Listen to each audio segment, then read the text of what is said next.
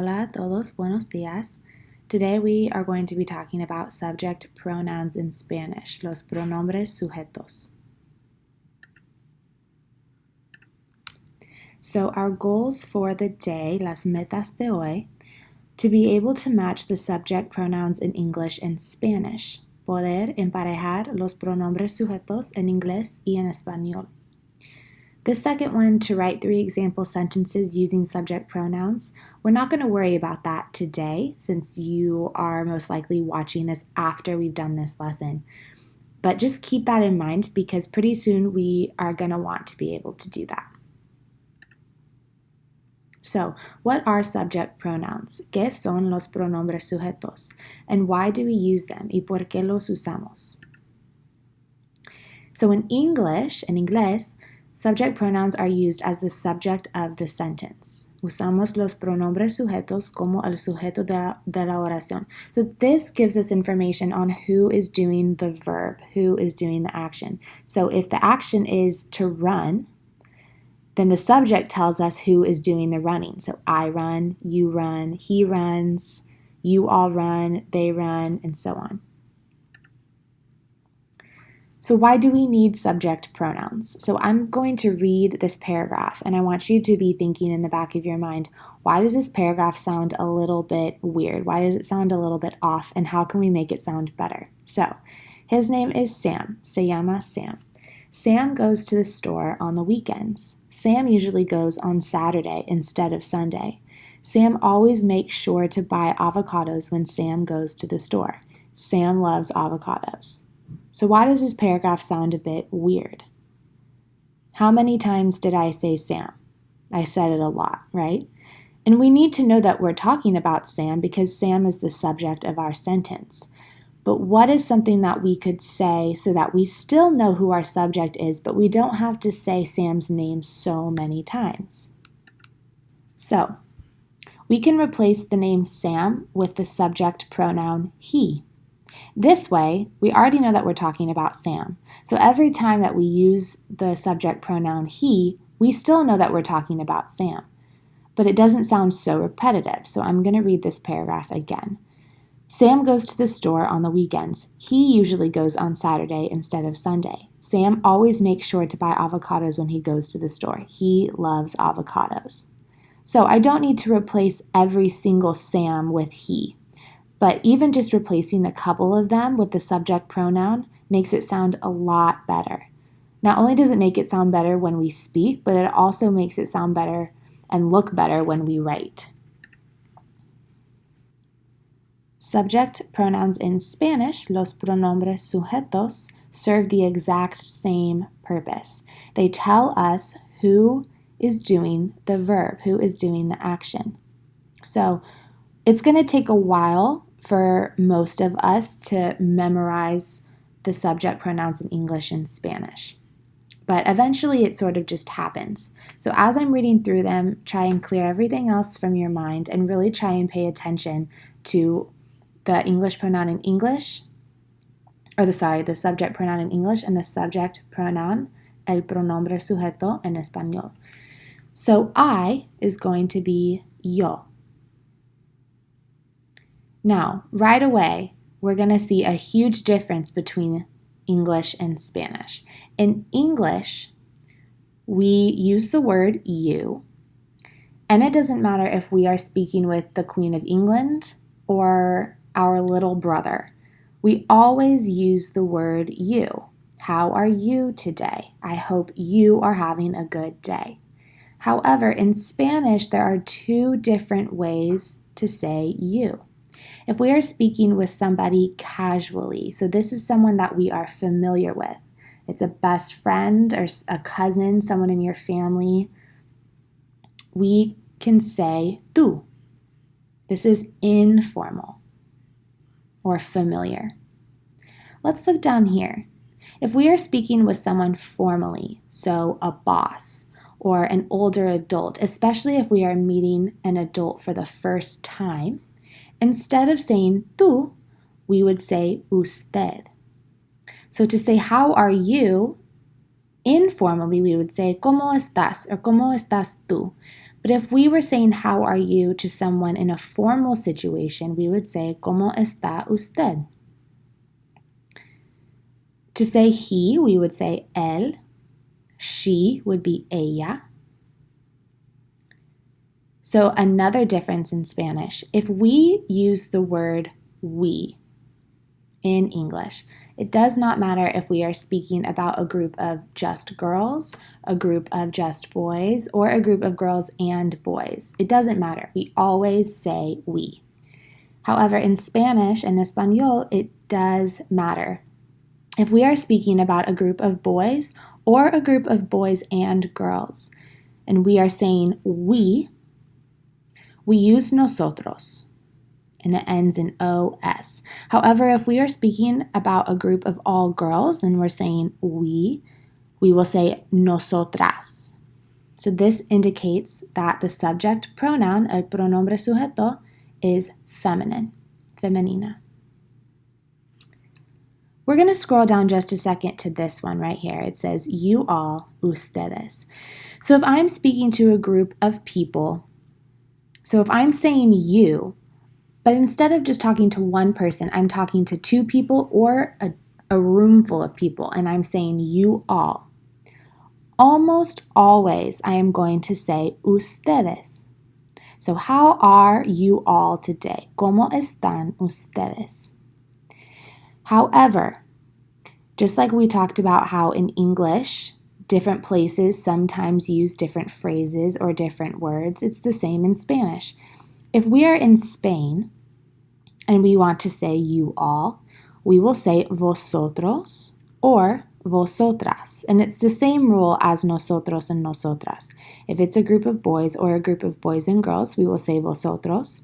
Or if it's a group of all girls, just girls, we'll say vosotras. And finally, we have they. So again, just like in English, when we say we, it doesn't matter the gender of the people that we are talking about. If it's boys, girls, boys and girls, it doesn't matter. We say they. In Spanish, it does matter. And it's the same rule. If it's a group of boys or a group of boys and girls, we say ellos. If it's a group of just girls, we say ellas. So that's they.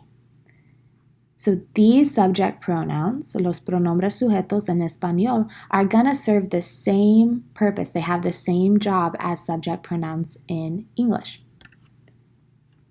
So let's practice this a little bit. If I want to say Sam is my brother, Sam es mi hermano, what can I say instead of Sam?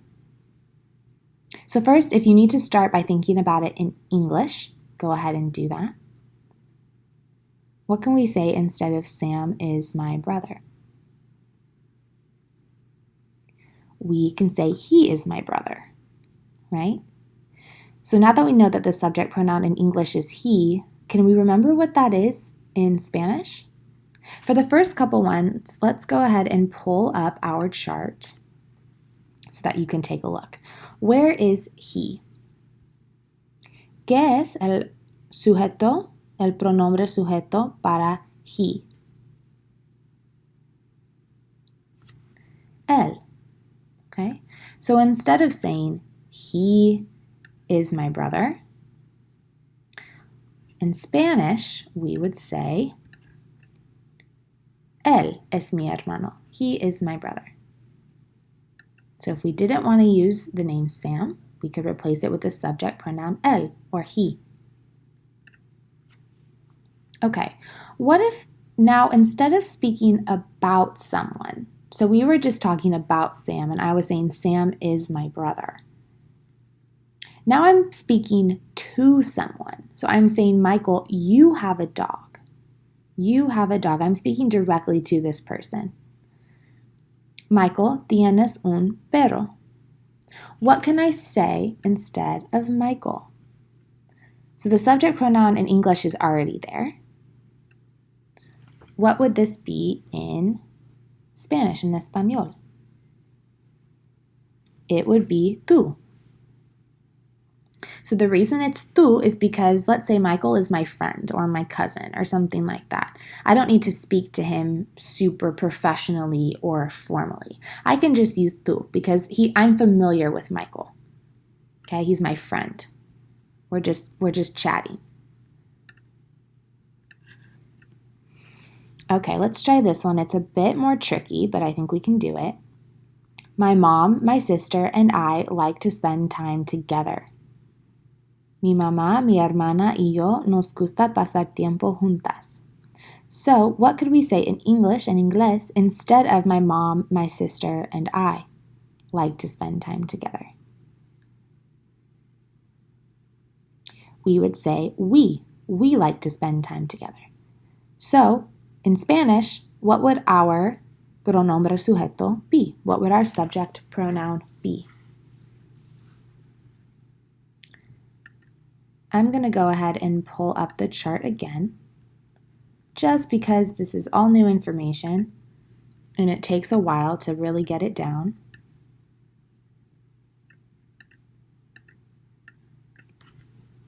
Where's we? Good, it's in this box right here. But let's pay attention. When we are saying we, are we speaking about a group of boys or boys and girls? Or are we speaking about a group of just girls? Remember we said mi mamá, mi hermana y yo. My mom, my sister, and I.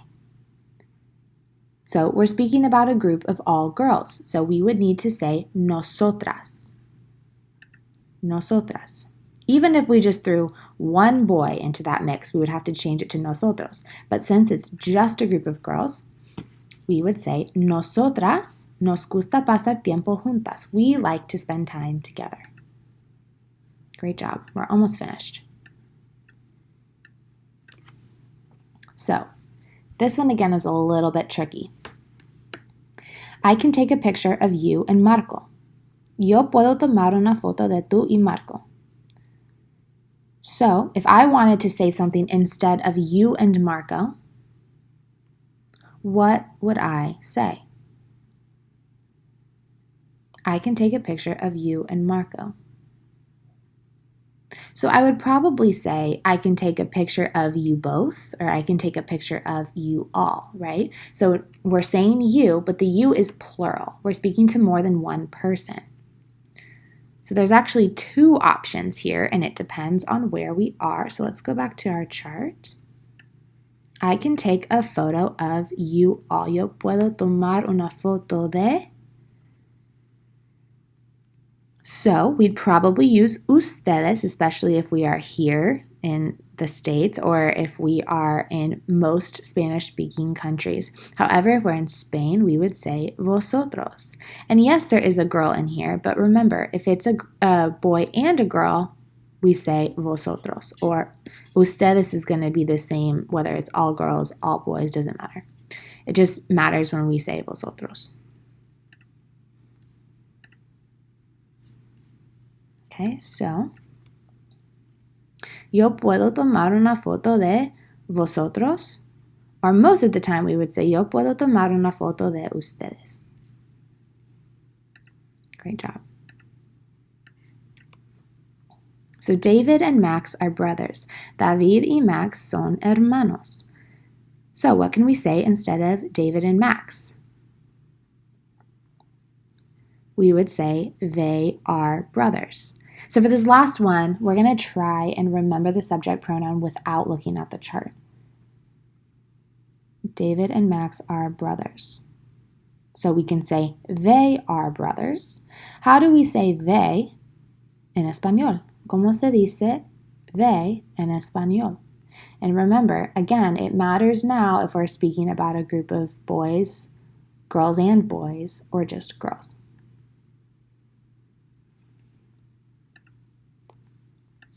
So we would say ellos, they are brothers. Ellos son hermanos. Okay, so it's a group of two boys.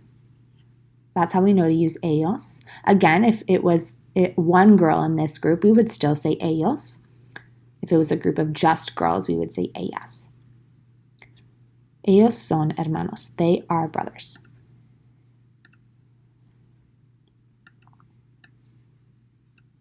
So again, we're going to try and remember the subject pronoun without looking at the chart, because this is actually one that we've used already in this lesson. So we are a family.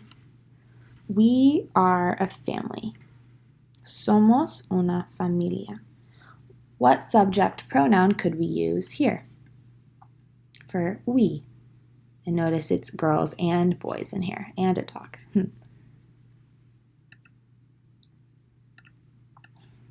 So we would say,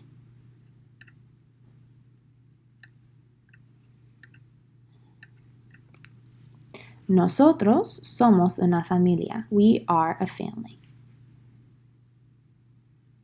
Okay? So I just want you to take a moment to reflect. How are you feeling about what we learned today? ¿Cómo te sientes sobre lo que aprendimos hoy? Again, at this point, we do not need to have the subject pronouns memorized. However, think about it this way. If you know that we are going to be reviewing subject pronouns pretty often for the next couple of weeks, how do you feel about it? Do you feel like, oh, okay, if we continue learning about this, I think I can learn them over time, know them by memory over time? Or do you feel like, even though we're going to be learning this a lot, I'm still feeling really confused, okay? So again, if you're watching this, you are probably watching it after we have done the lesson. But please let me know what your answer to this is, because that will help me know how much I need to review it in future lessons. So please check Google Classroom to see if there are any activities that go along with this particular lesson. I will see you soon. Nos vemos pronto y que tengan un buen día. Hasta luego.